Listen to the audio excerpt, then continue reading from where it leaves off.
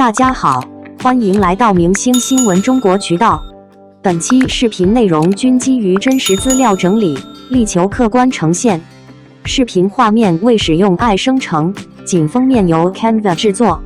我们始终希望通过内容传递温暖与正能量，陪伴大家感受更积极的生活。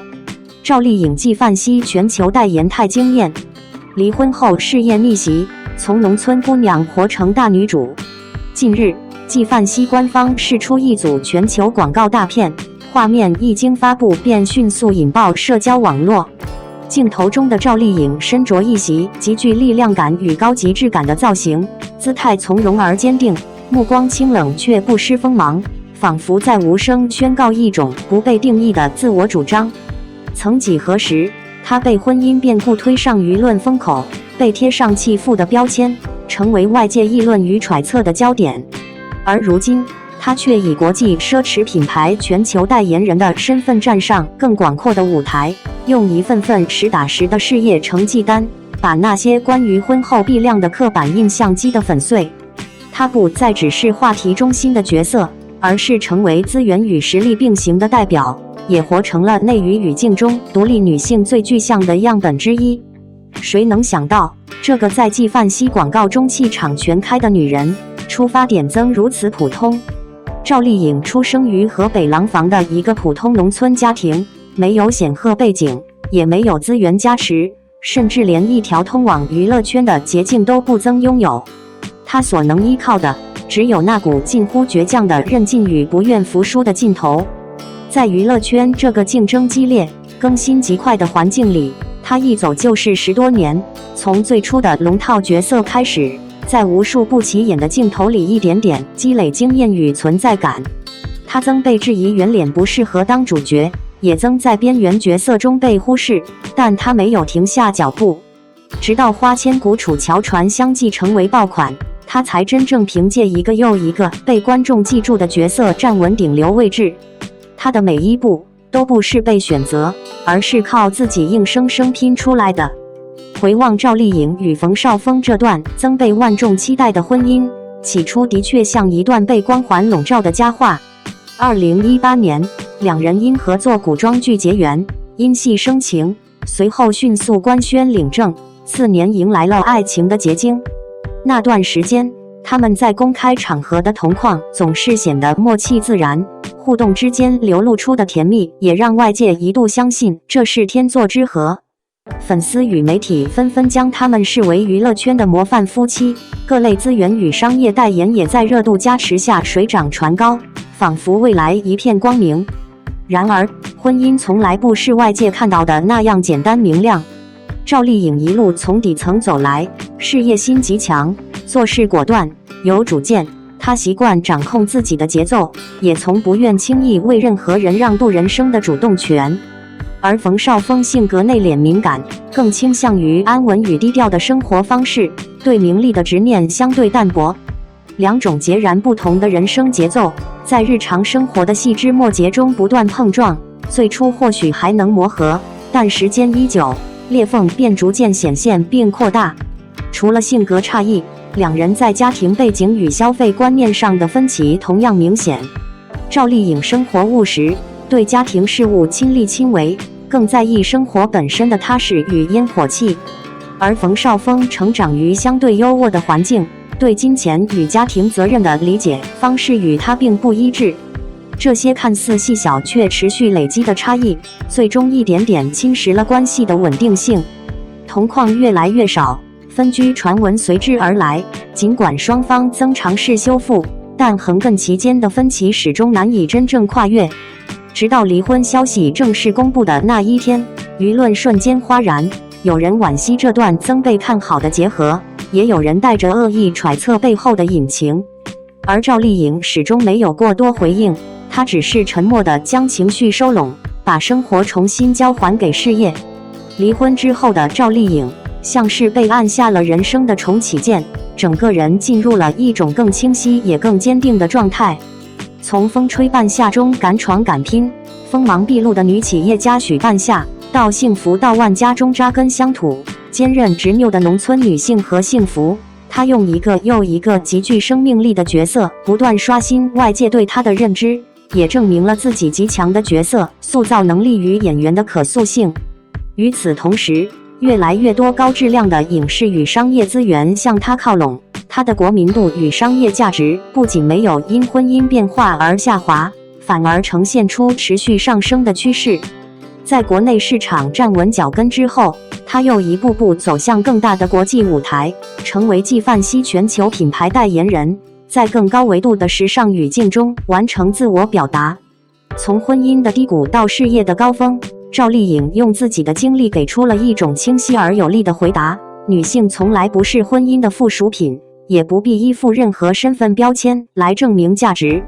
所谓豪门光环，终究不如自己亲手挣来的底气来得踏实可靠。哪怕人生遭遇转折与动荡，只要始终保持清醒、坚韧与不服输的姿态，就依然有机会在风雨之后重新站稳脚跟，甚至走向更辽阔的舞台。而这样的赵丽颖，比任何被定义的幸福叙事都更加耀眼，也更值得被看见与尊重。很多人第一次看到赵丽颖这次的纪梵希全球广告大片时，真的会有一种很强烈的感觉，她变了，但又好像从来没变。变的是气场。镜头里的她，已经不再是当年那个带着圆脸，总被质疑撑不起大女主的小姑娘。她穿着极具力量感的高级时装，眼神冷静、坚定，整个人散发着一种经历过风雨后的从容。那种状态特别像真正意义上的大女主，不是靠台词喊出来，而是岁月和经历一点点沉淀出来的。可她又没变，因为骨子里那股拼劲，那种不服输的生命力，还是和很多年前一样。其实这些年看赵丽颖，会发现她身上最难得的一点，是她从来没有真正依赖过任何人。她不是传统意义上被资本一路捧上来的女明星，也不是背景强大、资源铺路的天选之女。她真的是从娱乐圈最底层一步一步熬出来的人。农村出身，非科班，没有后台，当年的她在内娱几乎占不到任何优势，甚至连长相都曾被认为不够标准。很多人现在回头看，会觉得赵丽颖一路爆红很顺，但真正经历过那个阶段的人都知道，她当年吃过的苦，其实远比大家想象中更多。别人演主角的时候，她还在各种剧组跑龙套；别人靠人脉拿资源的时候，她只能靠自己熬夜研究角色。最扎心的是，她还长期被否定，圆脸演不了大女主，气质不高级，没有明星香，双引号，这些话她几乎全听过。可偏偏就是这样一个不被看好的人，最后却硬生生闯出了一条属于自己的路。花千骨的爆发，不只是让赵丽颖红了，更重要的是，她改变了很多观众对女演员的审美认知。原来不是只有浓颜系、御姐型才能当顶流，原来一个长相温柔、气质接地气的女孩，也可以扛收视、扛热度、扛国民度。后来《楚乔传》播出的时候，很多人真正意识到，赵丽颖最厉害的地方，不只是流量，而是角色生命力。她演的楚乔，身上有一种特别顽强的东西，那种不认命、不低头的劲儿，其实和现实里的赵丽颖非常像。所以这些年为什么很多观众会越来越喜欢她？因为大家慢慢发现，她不是在演大女主，她本身就是一路逆袭的大女主。而她和冯绍峰那段婚姻，其实也曾让很多人相信爱情。当年两人官宣的时候，外界几乎一片祝福。一个是努力拼上来的顶流女演员，一个是成熟稳重的男演员，看起来确实很般配。尤其赵丽颖生完孩子复出后，大家都以为她会慢慢回归家庭路线，可后来才发现，她终究还是赵丽颖。她骨子里是特别清醒的人，她太知道自己想要什么了。很多人离婚后会陷入低谷，会被舆论拖垮，但赵丽颖没有。她几乎没怎么解释，也没卖惨，更没有利用婚姻话题反复炒作。她只是默默拍戏，然后用作品重新站回舞台中央。这一点其实特别厉害，因为真正强大的人往往不会沉迷情绪，而是会把所有委屈和压力变成继续往前走的动力。所以后来大家看到《风吹半夏》里的许半夏，真的会有一种角色和演员互相成就的感觉。那个在男人堆里闯天下，永远不认输的许半夏，某种程度上就像现实里的赵丽颖。她不再只是演偶像剧里的漂亮女主，而是真正开始挑战复杂、有力量、有时代感的女性角色。尤其《幸福到万家》播出的时候，很多观众彻底改观了。她把和幸福那种农村女性的韧劲演得太真实了，没有悬浮感，也没有刻意用力，而是特别自然的让人相信，这个女人真的会为了家人，为了尊严，为了公平，一路拼到底。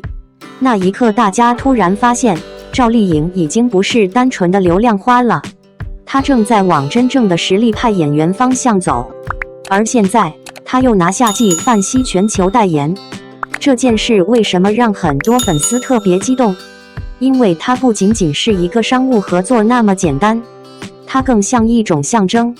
曾经那个被说不够高级的农村女孩，如今却站在国际奢侈品牌的全球广告里，成为东方女性力量的代表人物之一。这种反差本身就足够励志。更重要的是，她身上的高级感并不是靠豪门滤镜堆出来的，而是经历过低谷、争议、婚姻变化之后慢慢长出来的一种底气。真正见过风雨的人，眼神是不一样的。现在的赵丽颖身上最打动人的恰恰就是这种感觉，她不再急着证明自己，也不再依赖外界定义自己，她只是安静地往前走，然后一步一步把自己活成了别人羡慕的模样。所以很多人说，离婚后的赵丽颖反而更耀眼了，我其实特别认同，因为她终于不再是谁的妻子，谁的标签，谁故事里的配角，她只是赵丽颖，一个从农村走出来，靠自己逆风翻盘，最后站上更大舞台的女人。而这样的她，比任何童话式的豪门幸福都更有力量。赵丽颖新片《澎湖海战》定档7月，离婚4年后，她活成了所有女人羡慕的样子。赵丽颖平时不咋发微博，但只要发了就是大事。这回她晒出电影《澎湖海战》的定档海报，上映日期定在7月25号，热搜直接预定了。导演郑宝瑞拍过《杀破狼智齿》，最擅长把人往极端环境里逼。这片子讲康熙年间的海战，战船火炮谋略全是男人戏。赵丽颖演的角色预告片里没露底，但从镜头看，她是搅动战局的关键人物，不是那种挂件女主。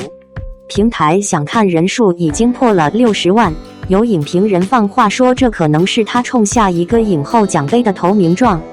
离婚后的赵丽颖像是突然被打通了任督二脉，事业版图扩张的让人眼花缭乱。她自己当老板做实打实的项目，《与凤行》里她是女1号又是监制，管钱管人管剧本什么都抓。古装仙侠拍烂了的题材，她偏能折腾出新花样。打戏亲自上吊威亚，吊到腰伤复发也不吭声，一把道具剑的重量都能跟道具组吵半天。播出期间，平台热度值捅破天花板，全网热搜捞都捞不完。赵丽颖不仅能吃饼，还能自己造饼，造得又大又香。时尚圈那边直接给她递了份别人做梦都不敢想的合同，纪梵希宣布她成为品牌全球代言人，成衣彩妆2条线一起抓。这是法国老牌时装500年以来头一个拿到双线全球合同的华人面孔。外网时尚媒体标题直接写中国女演员改写纪梵希历史。奢侈品牌最怕代言人翻车被调做的比 FBI 还细，她能拿下这头衔等于被官方认证了形象地位和商业价值绝对安全。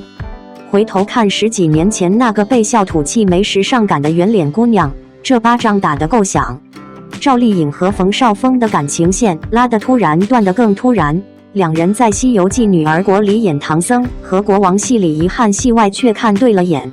紧接着二搭知否顾廷烨和盛明兰的爱情从戏里甜到戏外，2018年10月直接甩出结婚证，微博瞬间瘫痪。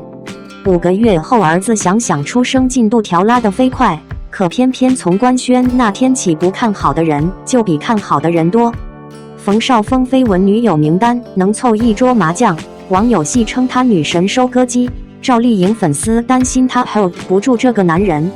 更要命的是，冯绍峰上海本地人，家庭条件优渥，传闻他妈对儿媳要求极高。赵丽颖河北农村出身，中专学历，一路从龙套爬上来，婚礼都没办就传是婆家不点头。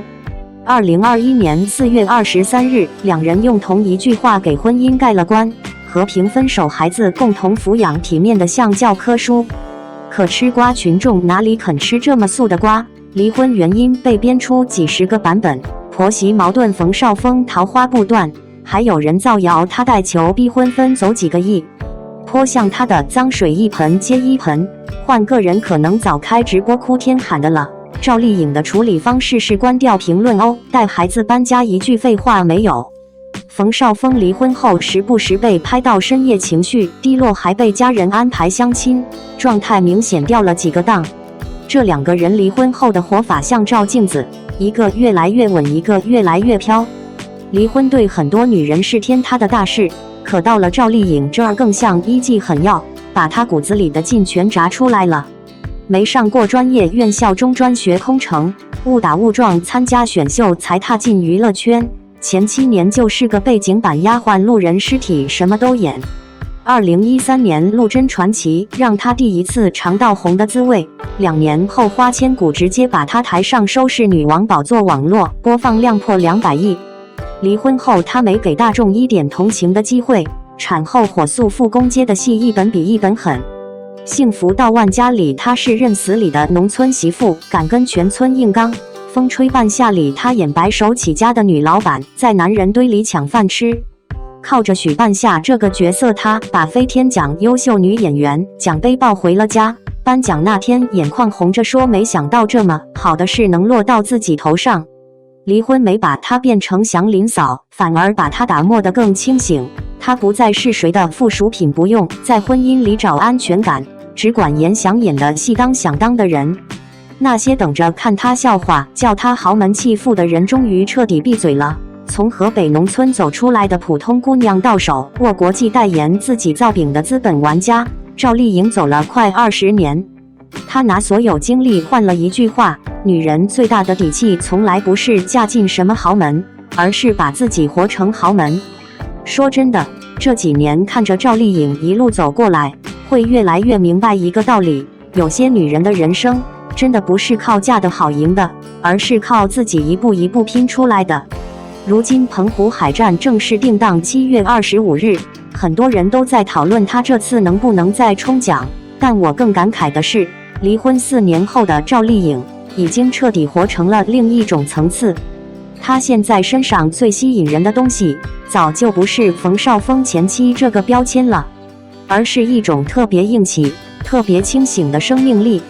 看到澎湖海战的海报时，我第一反应就是赵丽颖真的越来越适合大荧幕了。以前大家总觉得她是甜妹，是古偶女主，是那种眼睛亮亮、带点倔劲的小姑娘。可现在的她，气场完全不一样了。哪怕预告片里镜头不多，那个眼神一出来，就已经有了能搅动风云的感觉。尤其郑宝瑞这种导演，从来不拍轻飘飘的人物。他镜头里的世界总是带着压迫感、残酷感，人在绝境里挣扎，情绪全是硬碰硬。能被他选中，本身就说明赵丽颖已经不是过去那个只能演少女感的演员了。最厉害的是，她这些年的转型，不是嘴上喊口号，而是真的一部戏一部戏打出来的。幸福到万家里的何幸福，倔得像块石头。风吹半夏里的许半夏，更是直接把很多人看镇住了。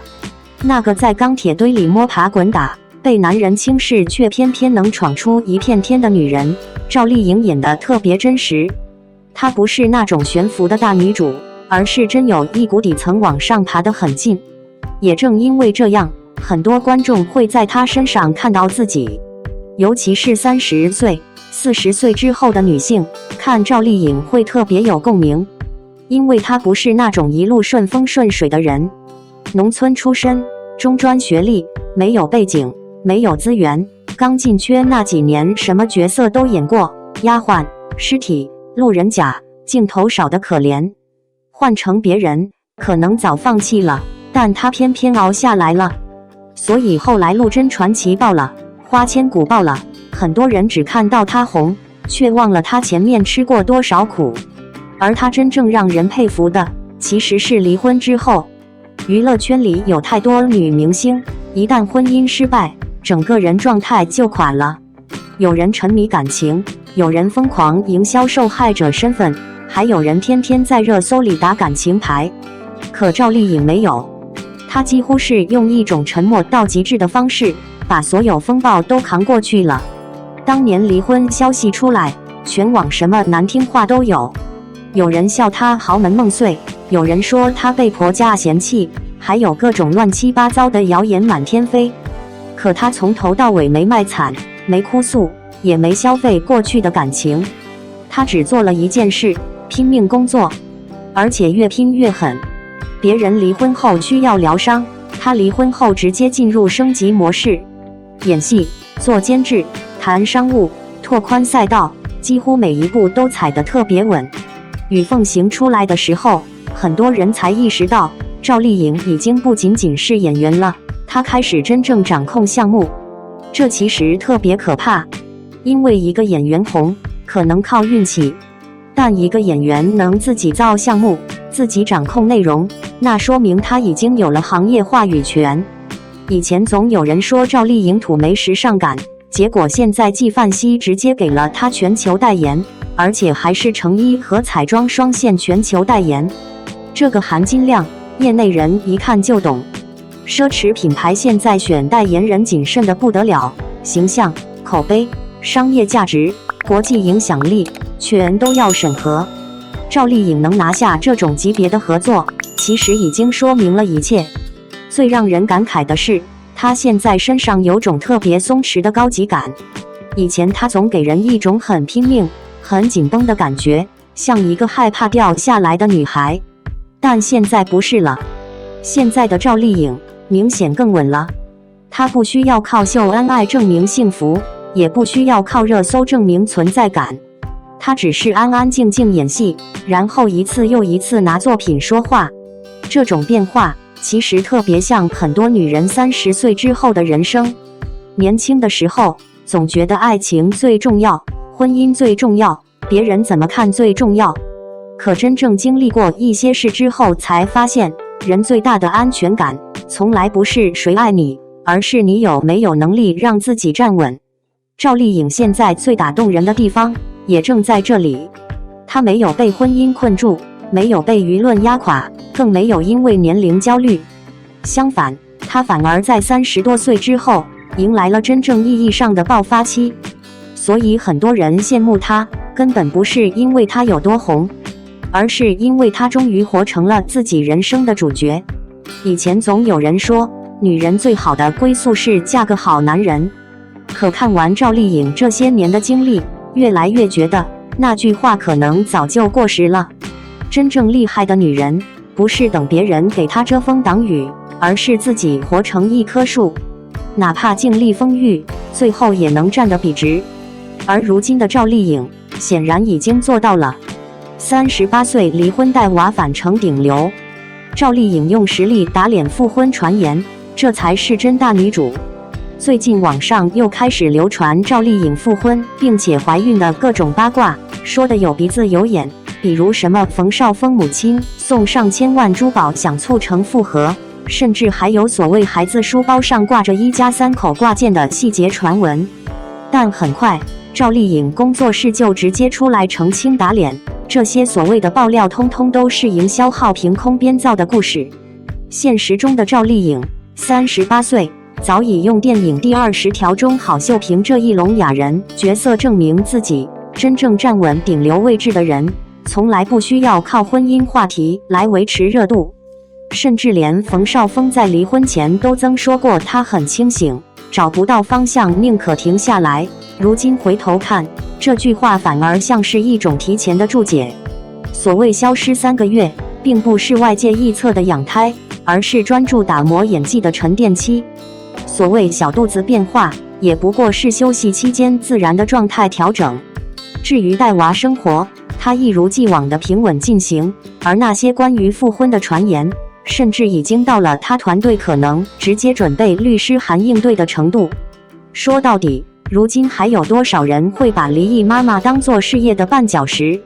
赵丽颖在第20条中几乎没有一句台词，却仅凭眼神就把底层女性的压抑、无助与绝望演得令人脊背发凉，那种情绪穿透力让人无法忽视。更不用说从幸福到万家到风吹半夏，央视连续多部作品选择她担任女主，她早已完成从傻白甜标签到现实主义演员的彻底转身。当记者问她如何看待复婚传言时，她只是轻描淡写地笑着回应：“孩子今天钢琴课过了8级。”一句话，既不解释也不纠缠，反而显得格外从容，和那些靠炒 CP 维持热度的操作形成鲜明对比。娱乐圈里不少人因离婚而事业下滑，但他却在离婚后代言数量提升了40%，甚至连幼儿园家长都追着要签名。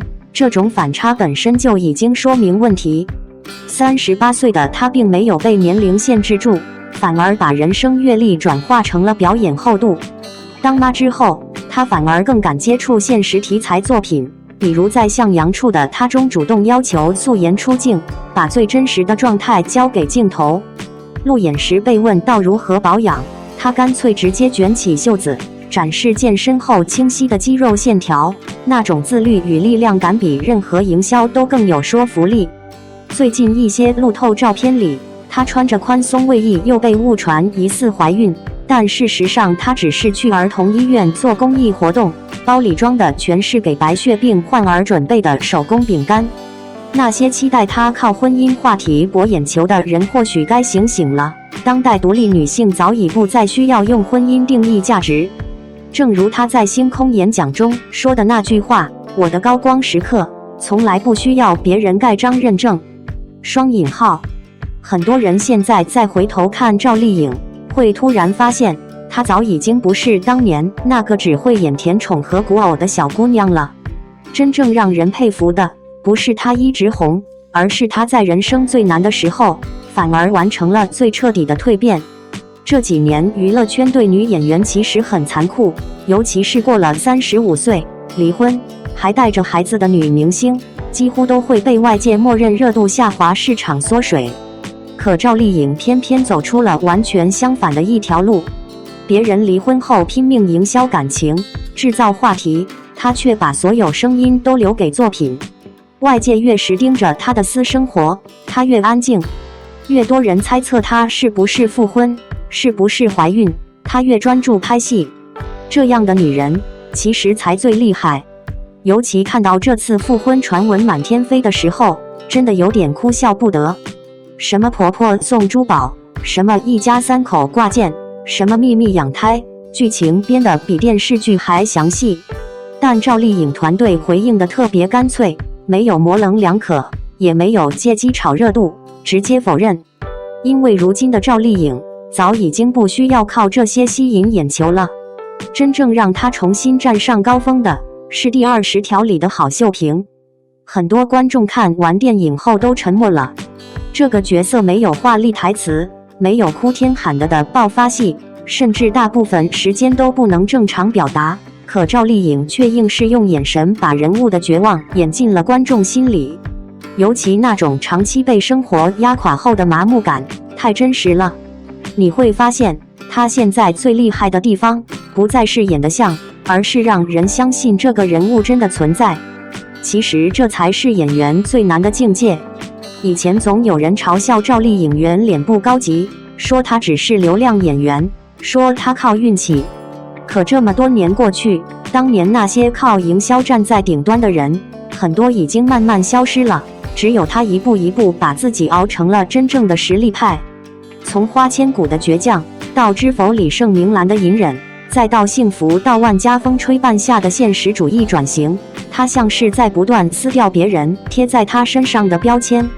尤其风吹半夏真的让很多人重新认识了赵丽颖。许半夏那个角色太复杂了，有野心，有欲望，有脆弱，有狠劲，稍微演过头就会显得悬浮。但赵丽颖撑住了，她把一个女性创业者在时代洪流中的挣扎演得特别有力量。很多中年观众喜欢她，也正是因为这一点，她身上开始有了一种经历过生活之后的真实感。而这种真实感恰恰来自她自己的经历。离婚后的赵丽颖没有卖惨，没有哭诉，更没有沉迷于受害者叙事。她依旧拍戏、带娃、健身、做公益，安安静静过自己的日子。有人发现她去儿童医院看望白血病孩子，有人偶遇她接孩子下课，还有人看到她一个人深夜研究剧本。她把生活过得特别稳，这种稳其实比任何热搜都难得。因为现在太多人都活在别人评价里，但赵丽颖越来越像一个完全不被外界定义的人。别人焦虑年龄，她开始演现实题材；别人害怕素颜，她主动要求镜头拍最真实状态；别人拼命维持少女感，她却开始接受岁月给自己的沉淀。38岁的赵丽颖身上已经没有那种刻意扮年轻的感觉了，反而多了一种成熟女人特有的力量感。最喜欢的是她面对记者提问时那种状态。别人追问复婚，她一句孩子钢琴过8级了轻轻带过，那种感觉特别高级。因为她根本不愿意把人生重点放在感情炒作上，她在意的是孩子，是作品，是下一部戏，是自己还能不能继续突破。说白了，真正强大的人从来不会急着向外界解释自己。所以为什么现在越来越多人喜欢赵丽颖？因为大家终于发现她身上有一种现在娱乐圈特别稀缺的东西——清醒。她知道自己想要什么，也知道什么东西只是过眼云烟。热搜会过去，绯闻会消失，只有作品和实力才会留下。她不依赖豪门，不依赖婚姻，也不依赖所谓少女滤镜，而是靠着一次次角色转型，把自己活成了真正意义上的大女主。而最让人感慨的是，她的人生高光好像恰恰是在离婚之后才真正开始。这大概也是赵丽颖最打动人的地方。她让很多普通女性明白了一件事：婚姻从来不是人生的终点，更不是价值的证明。哪怕经历低谷，哪怕被质疑、被议论，只要内心够坚定，依然可以重新长成自己的光。如今再看赵丽颖，会觉得她早已经不是娱乐新闻里的那个名字，而更像一种力量。安静、坚韧，不讨好世界，却一步一步活成了很多人羡慕的模样。百花奖入围名单惹争议，呼声最高的5位全落选，笑战赵丽颖太意外。6月16日，第38届大众电影百花奖正式公布初评入围名单，并同步开启大众投票通道。作为国内极具影响力的影视奖项之一，百花奖本身就带着鲜明的群众属性。它不同于更偏专业评审体系的金鸡奖，在评选机制上不仅融合行业从业者、媒体与影评人的多方视角，还特别向普通观众开放投票权。这种让大众真正参与其中的设计，使其审美取向更贴近市场反馈与观影情绪，也因此在民间拥有极高的关注度与讨论热度。本届百花奖的竞争氛围可以用激烈来形容。奖项设置涵盖8大核心类别，20部优秀影片共同角逐最佳影片的最高荣誉。成龙、吴京、朱一龙、马丽等一批资深戏骨与实力派演员悉数入围，新生代演员与老牌艺人同台竞技，阵容层次丰富，看点密集。原本被寄予厚望的一届评选，却因为多位高人气、高口碑从业者止步出评而引发广泛讨论。尤其是5位在全网呼声极高的艺人集体无缘出评名单，与部分入围者形成鲜明对照，这种落差迅速点燃舆论，不少网友对评选结果表达出困惑与不解。在这份遗憾名单中，年过花甲的周润发尤为令人惋惜，也最牵动老一代影迷的情绪。作为港片黄金时代的标志性人物之一，周润发曾塑造过无数深入人心的经典银幕形象，凭借扎实的表演功底与极具个人魅力的气质，先后斩获金像奖、金马奖等多项华语电影重要荣誉。他的表演不刻意、不用力，却总能在细节中让角色活起来，这种独特风格也让他跨越地域与时代，收获了数代观众的喜爱，被业内视为几乎零差评的代表性演员。在淡出影视一线后，周润发的生活状态也回归朴素与低调。6月6日，有网友在香港街头偶遇他独自出行，照片中的他两鬓已见花白，穿着简单随意，没有保镖与助理陪同，神情温和自然。面对路人的合影请求，他也始终礼貌配合，没有丝毫明星架子。这种近乎普通人的生活方式，与他昔日银幕上的万丈光芒形成一种奇妙反差，也让人更加感慨时间的流逝。纵观其数十年演艺生涯，周润发始终未曾在百花奖这类偏大众向的内地电影奖项中留下足迹。受限于参选影片与报名机制等多种客观因素，这份缺席也成了影迷心中长久未解的遗憾与惦念。相比之下，本届争议最集中的焦点之一，落在动画导演饺子的落选上。饺子长期深耕国产动画领域，性格低调克制，极少参与商业曝光，将绝大多数时间都投入到创作与打磨之中。他曾放弃相对稳定的职业路径，选择闭关5年潜心制作《哪吒之魔童降世》，以近乎执拗的创作态度完成作品。影片上映后一路斩获约50亿元票房，不仅刷新国产动画电影的市场认知，也彻底改变了行业格局。而他本人也凭借该片在上一届百花奖中获得最佳编剧奖，专业能力早已得到官方与业内的双重认可。时隔5年推出的续作《哪吒之魔童闹海》再度交出亮眼成绩单，票房突破100亿大关，无论是视觉呈现、叙事结构还是精神内核，都代表着当下国产动画的顶尖水准，且口碑稳定，几乎没有出现大规模争议。本次评选中，该片成功进入百花奖最佳影片单元，但作为核心创作者的饺子却未能进入最佳导演初评名单。作品与创作者分离是结果的出现，使得不少国漫爱好者与普通观众感到难以理解，也进一步放大了外界对评选标准的讨论声量。同样延续陪跑遗憾的，还有常年活跃于大众视野却屡屡与奖项擦肩而过的沈腾。他凭借多部优质作品在内地院线市场站稳脚跟，累计票房已突破400亿，是业内公认的票房保障与观众缘代表。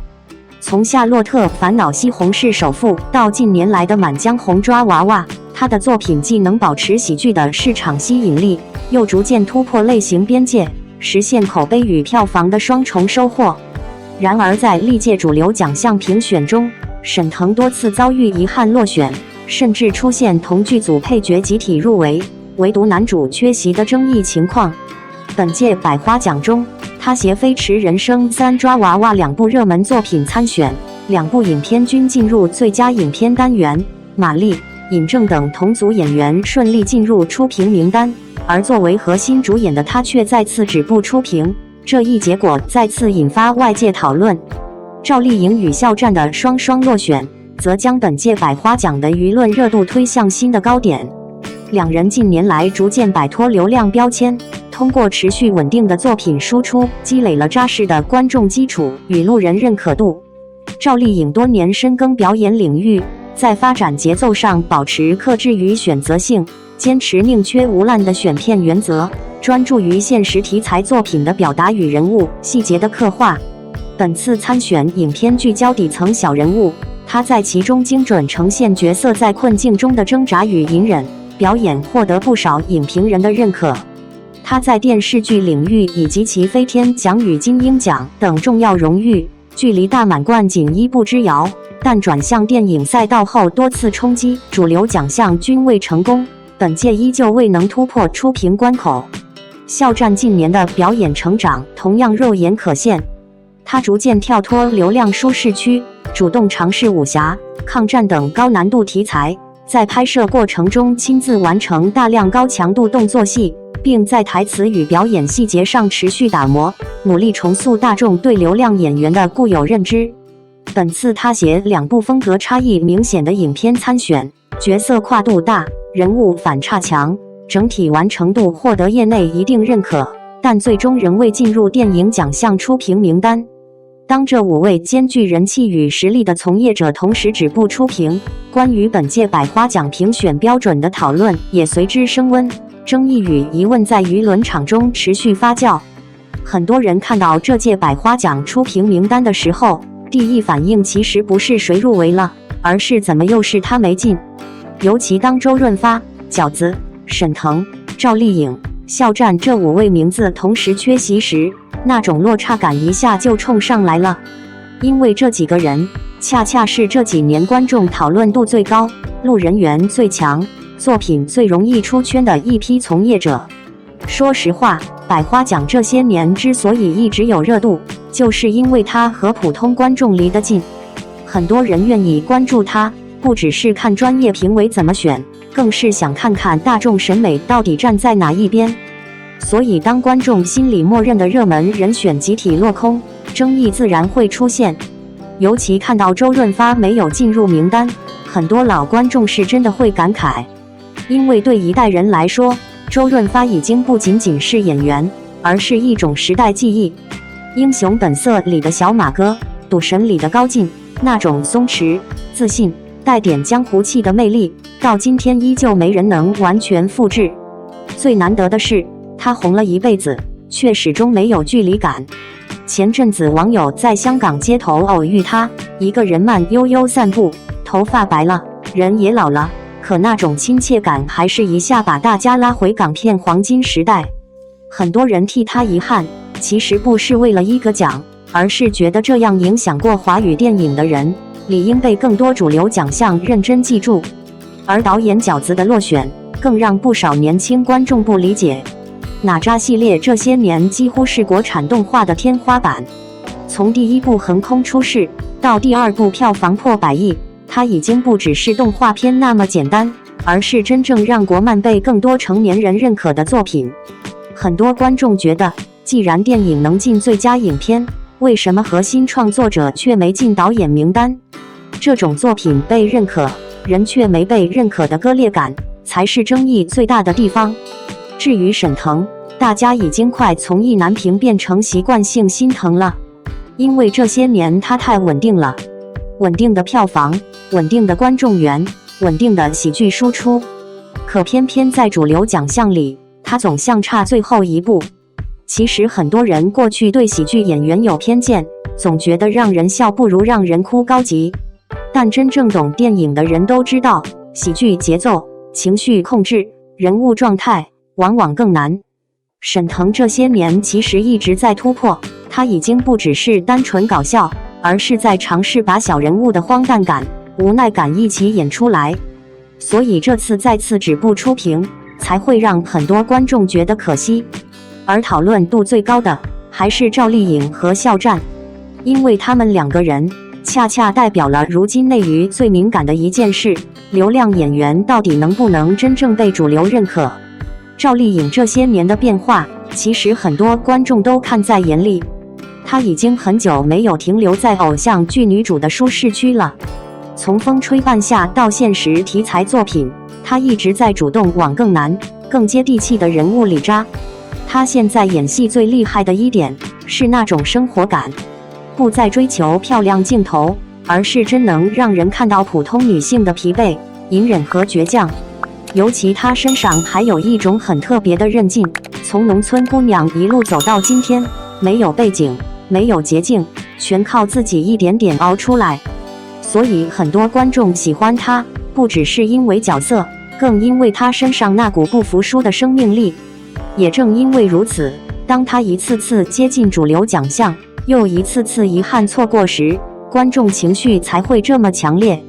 很多人替她着急，其实是觉得她已经走到了实力派的门口，却总差一个真正意义上的电影奖认可。而肖战这几年也确实在努力撕掉外界贴在他身上的标签。以前很多人提到他，第一反应是顶流、粉丝、流量，但这2年能明显感觉到他开始往演员这条路上沉下去了。无论是动作戏训练，还是角色状态调整，他都比以前认真得多。尤其一些战争戏、武侠戏里，能看出他在尽量摆脱偶像感，去靠近真正的人物。这种转变未必一下就能得到所有人认可，但至少观众已经看见他的诚意了。其实仔细想想，这届百花奖最大的争议，并不是谁入围，而是观众认知和评选结果之间出现了明显温差。大众觉得应该被看见的人，没有被看见，而一些顺利进入名单的人，又没能形成足够强的讨论度，于是情绪自然会反弹。但换个角度看，这种争议本身也说明观众越来越认真看待电影奖项了。以前大家可能只是围观看热闹，现在却真的会去讨论演技、作品完成度、市场影响力和行业价值。这其实未必是坏事，因为真正健康的电影环境从来都不该只有一种声音。有人支持专业评审，有人相信市场反馈，有人更在意作品口碑。这些讨论本身就是影视行业逐渐成熟的一部分。而对于赵丽颖、肖战、沈腾这些人来说，也许一次落选并不能定义什么。真正能留下来的演员，从来不是靠一张入围名单，而是靠角色能不能被观众记很多年。时间最终会给出答案。王一博2年不拍戏反而成乐华股东，29岁拿福布斯亚洲精英，肖战早就看透了。王一博这2年没怎么拍戏，网上有人说他亮了，可事实恰恰相反。2026年5月29日，他刚入选福布斯亚洲30位30岁以下精英榜，是文娱体育领域唯一入选的中国男艺人。这已经是他第5次登上福布斯相关榜单。29岁的他早就不靠拍戏维持热度了，其实停工是他自己的选择。2025年底的纪录片《探索心境2》里，他亲口说了，爆红那2年连拍4部电影2部剧，还要兼顾几十个商务和舞台，人累到对表演失去了热情。他不想敷衍观众，干脆主动按下暂停键，清空自己，找回初心。这份清醒在流量圈里太少见。不拍戏的日子里，他干了不少大事，考了国际D级专业赛车执照。今年4月 China GT 上海站代表车队出战，零失误完赛。纪录片《探索心境》连续2年拿下有纪录片界奥斯卡之称的泰利奖，他是内娱第1个拿这个奖的艺人。新华社和人民日报多次点赞他的作品，商业上更是彻底翻身。2026年3月，他跟乐华娱乐完成续约，公司直接给了他1250万股受限制股份单位，占公司总股份1.51%，价值近2500万港元。这钱不是白拿的，要分4年兑现，期间不能解约。只要顺利走完，他就是乐华前10大股东。在阿里影业、字节跳动这些大资本持股的格局里拿到席位，分量可想而知。他还改了社交账号昵称，去掉组合前缀，正式告别偶像标签。影视方面成绩也硬核，电影累计票房破34亿，5名提名金鸡奖最佳男配角，热烈提名华表奖优秀男演员。他是华表奖30年来首位获提名的90后演员。电视剧《追风者》央八收视率峰值2.66%。呆硬的人鱼早就被列入年度期待片单。早年间，肖战在专访里夸他，虽然比我小，但是很成熟，出道3、4年依旧不忘初心。当时很多人以为是客气话，现在回头看，每一句都落在实处。29岁的王一博，演员、赛车手、纪录片创作者、资本合伙人，每一个身份都站得稳稳当当。他的时代没落幕，只是换了个更高级的活法。看完这段消息，我最大的感受只有一句话：王一博最厉害的地方，从来不是红，而是他永远知道自己要什么。这几年内娱变化太快了，今天爆红，明天塌房，后天查无此人。多少人拼命营业，疯狂刷存在感，就怕观众忘记自己。可王一博偏偏反着来，别人抢着拍戏，他停下来；别人天天热搜，他去骑车、拍纪录片、考赛车执照。结果呢？他不但没有掉队，反而一步一步走到了更高的位置。其实很多人一直误会王一博，因为他话少，不爱营销，也不喜欢把情绪挂在脸上，所以总有人觉得他冷闷没野心。可真正了解他的人会发现，他其实比谁都清醒。尤其是在流量最疯狂的时候，他居然敢主动暂停拍戏，这个决定真的太难了。要知道，娱乐圈最怕的就是消失。很多艺人哪怕累到崩溃，也不敢停，因为停下来热度可能就没了。